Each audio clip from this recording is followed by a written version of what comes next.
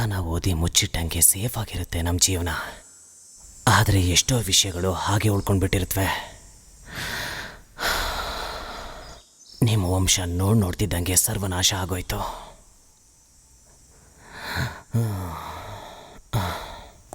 ಅದು ಪೀಟರ್ ಬಂದ. ನೀನಿನ್ನೂ ಬರಲೇ ಇಲ್ಲ ಅಂತ ಅಂದ್ಕೊಂಡೆ. ಏನೇ ಆದರೂ ಈ ಕುಟುಂಬಕ್ಕೆ 2ನೇ ತಲೆಮಾರ್ಗೂ ನಾನೇ ಕಾರ್ಯ ಮಾಡೋ ಪರಿಸ್ಥಿತಿ ಬಂದ್ಬಿಡ್ತು. ಇದನ್ನು ಆ ಪ್ರಭು ನನಗೆ ಕೊಟ್ಟಿರೋ ಕರ್ತವ್ಯ ಅನ್ಕೋತೇನೆ.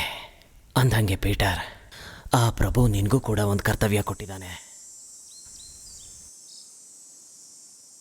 ನಾನಿನ್ನು ಬರ್ತೀನಿ.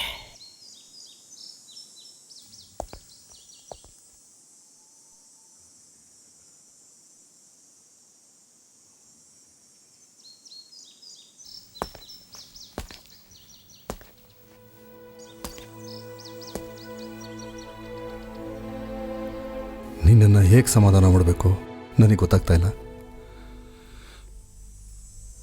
ನನ್ನ ಕನಸಿನಲ್ಲೂ ನಿನ್ನ ಈ ರೀತಿ ನೋಡ್ತೀನಿ ಅಂತ ಯಾವತ್ತೂ ಅಂದ್ಕೊಂಡಿರಲಿಲ್ಲ. ಡಯಾನ, ನೀನು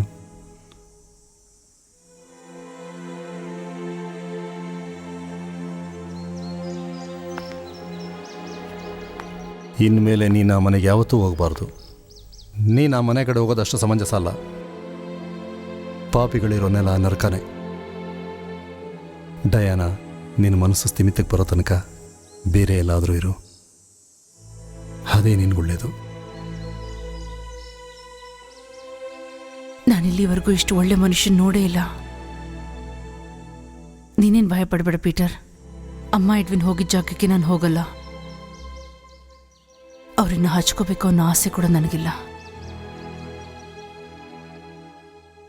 ಶಿಕ್ಷೆಗೋಸ್ಕರ ಎದುರು ನೋಡ್ತಾ ಇದ್ದೀನಿ. ನಿನಗೆ ನೀನೇ ಶಿಕ್ಷೆ ವಿಧಿಸ್ಕೋಬೇಡ. ಶಿಕ್ಷಿಸ್ಕೊಳ್ಳೋ ಹಕ್ಕು ನಮ್ಗೆ ಯಾರಿಗೂ ಇಲ್ಲ.